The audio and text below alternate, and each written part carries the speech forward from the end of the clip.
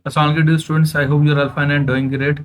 Our today's topic of discussion is continuation of thermoregulation. हम thermoregulation को discuss कर रहे थे. लास्ट वीडियो में हमने क्या डिस्कस किया था थर्मोरेगुलेशन को, और हमने क्लासिफिकेशन कर दी थी एनिमल्स की. किस चीज़ पे की थी? जो उनका हीट सोर्स है उसकी बेस पे की थी. अब बेसिकली जो हमारी क्लासिफिकेशन है ना, इसमें भी हमने क्लासिफिकेशन की हुई है, लेकिन हमने क्या उसे कहते हैं जो उसकी बेसिस है वो चेंज कर दिया. Types of animals on the basis of ability of thermoregulation. वो थर्मोरेगुलेट कैसे करते हैं, बॉडी टेम्परेचर को मेंटेन कैसे करते हैं. One is the poikilotherm, other is the homeotherm. Poikilotherm जिनका फिक्स बॉडी टेम्परेचर नहीं रहता, जो चेंज होता रहता है. होम्योथर्म्स जिनका बॉडी टेम्परेचर रिलेटिवली कांस्टेंट रहता है. ये मैंने सिंपल से आपको डिफरेंस बता दिया. दोबारा बोल देता हूँ, poikilotherms do not maintain their body temperature. वो अपना बॉडी टेम्परेचर एक नैरो लिमिट के अंदर मेंटेन ही नहीं कर पाते. इन्हें हम कोल्ड ब्लडेड भी कहते हैं, अगर रूप के आम में बोलूँ तो. होम्योथर्म्स के जिनका बॉडी टेम्परेचर मेंटेन रहता है, इन्हें हम वार्म ब्लडेड भी कह देते हैं. ये मैंने आपको सिंपल सी एग्जांपल या टर्म्स बोल दिए. एनीवेज अब इनको रीड करते हैं. Pecilotherms are the animals that are unable to maintain their body temperature within narrow limit. ये narrow limit के अंदर मेंटेन ही नहीं कर पाते. तो अब इन्हें कोल्ड ब्लडेड कहते हो, जिनका बॉडी टेम्परेचर क्या फ्लक्चुएट होता है, चेंज होता है. The body temperature varies considerably. उनका बॉडी टेम्परेचर क्या होता है, कंसिडरेबली क्या होता है, वेरी करता है. Usually matching the temperature of environment. अब क्या होता है, उनका बॉडी टेम्परेचर कहाँ पे जाता है, एनवायरनमेंट के अकॉर्डिंग क्या होता है, मैच करता है. मीन जब जैसे एनवायरनमेंट का टेम्परेचर चेंज होगा तो इनका बॉडी टेम्परेचर भी क्या हो जाएगा, चेंज हो जाएगा. क्लियर. अच्छा, आर इनवर्टेब्रेट्स आर पिकिलियोथर्म, वही बात आ रही है. The vertebrate fishes, amphibian, reptiles are also poikilotherm. इन्हें पिकिलियोथर्म कहते हैं. अच्छा, यहाँ पे ना एक एक्सेप्शन भी आती है इनको पिकिलियोथर्म्स की. वो फिशेस को कह तो रहा है, मैं कहता हूँ जो आपकी डीप सी फिशेस होती हैं उनका बॉडी टेम्परेचर चेंज ऐसा नहीं होता. Clear. Homeotherms. These animals maintain relatively constant internal body temperatures regardless of environmental fluctuation. Environmental fluctuations क्या हो सकते हैं, होती रहती हैं. None of their business. क्या हो सकते हैं, एनवायरमेंट कितना टेम्परेचर हाई जाता है, कितना लो जाता है, नन ऑफ देयर बिजनेस. उनका जो बॉडी टेम्परेचर है वो मेंटेन रहेगा. Is it clear? ओके.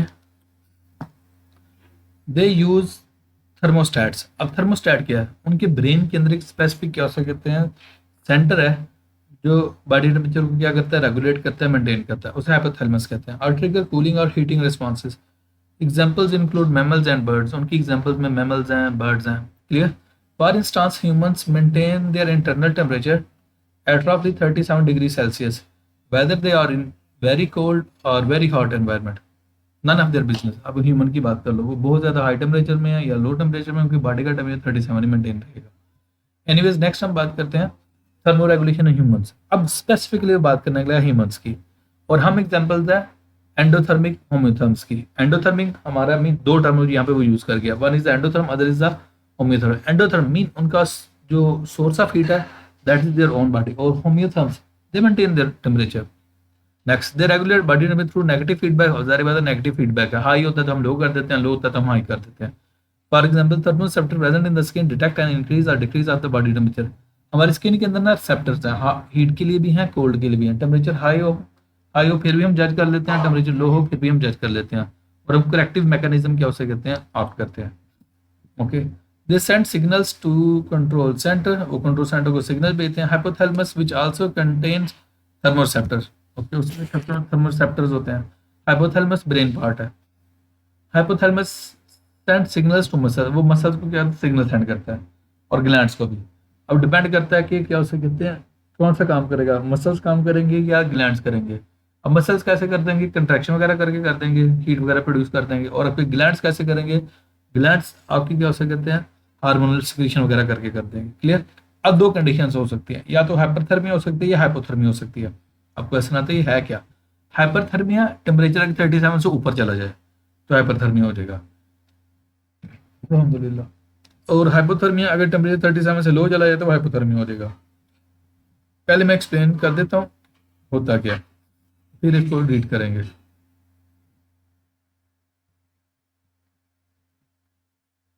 ये डायग्रामेटिक समझ लिया. अगर डायग्रामेटिकली मैं आपको एक्सप्लेन कर देता हूँ, अगर आपको ये समझ आ गया देन आपको इजीली समझ आ जाएगी.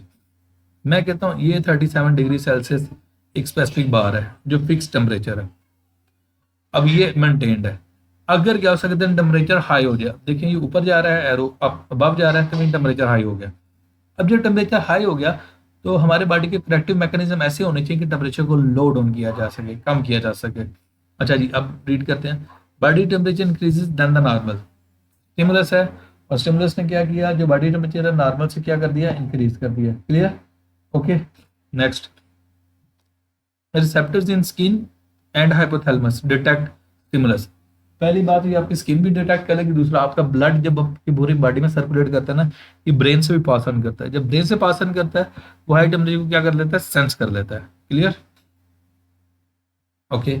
Information send to the control centre, information send कर दी जाए किसको, कंट्रोल सेंटर को। क्लियर? आगे कंट्रोल सेंटर इन हाइपोथैलेमस, जो कंट्रोल सेंटर है हाइपोथैलेमस में। ठीक है। अब वो क्या कहेगा कि टेम्परेचर को ऐसे मतलब आप मेजर आप करो जिससे टेम्परेचर क्या हो सके, लो हो सके। और वो कैसे होगा, ये दो तीन चीजें यहाँ पे दी गई हैं। पहला स्वेट प्रोडक्शन, आपके कैसे करते हैं, स्वेटिंग होगी, पसीना आएगा ताकि वो स्वेट आप वेपोरेट कर जाए और वो कूलिंग प्रोड्यूस करे। Next, vasodilation, heat radiated from skin. अच्छा, यहाँ पे पूरी टर्म पता है क्या लिखनी चाहिए, vasodilation are superficial blood vessels. Question आता है ये सुपरफिशियल ब्लड वेसल्स क्या है। These are the blood vessel which supply blood to the skin.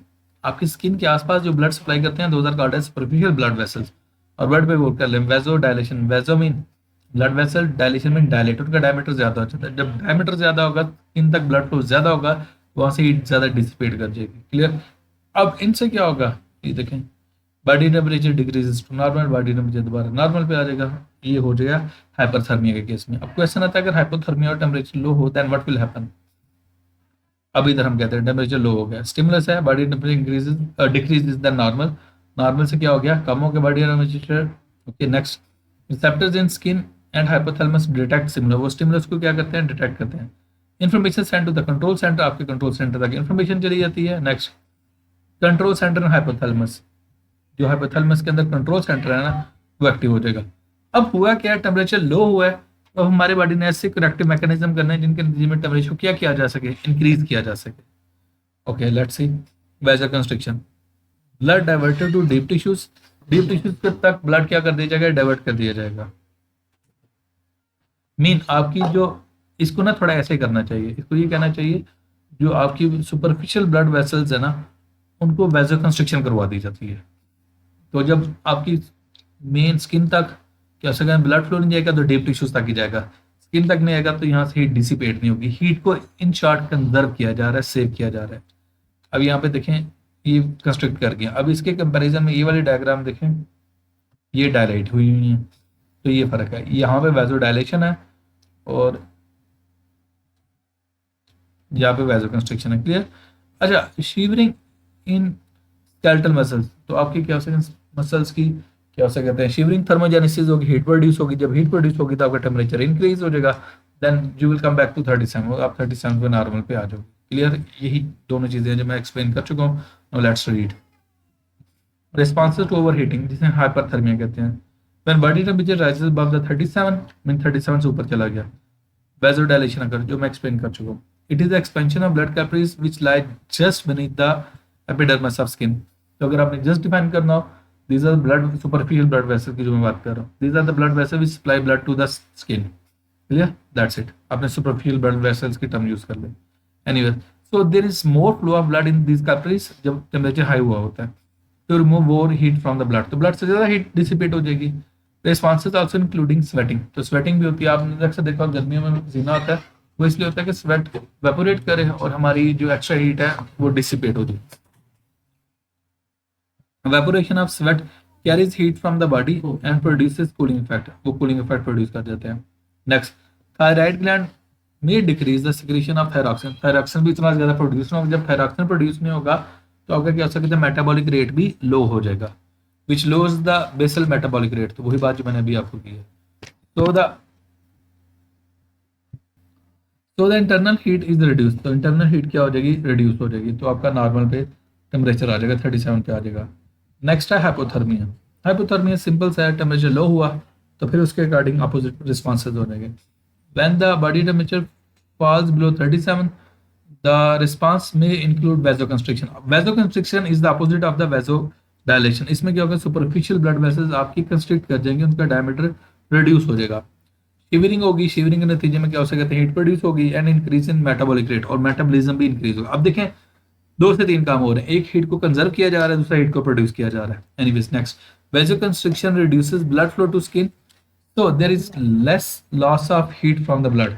क्या हो सकता है, ब्लड से हीट लेस लॉस होगी। क्लियर। अच्छा बच्चे next, shiverings, spasmodic contraction of skeletal muscle, आपके स्केलेटल मसल क्या करेंगे, कंट्रैक्ट करेंगे। Produces heat which helps to raise the body temperature, जिनमें बॉडी टेम्परेचर आपका क्या कर जाएगा, इंक्रीज कर जाएगा।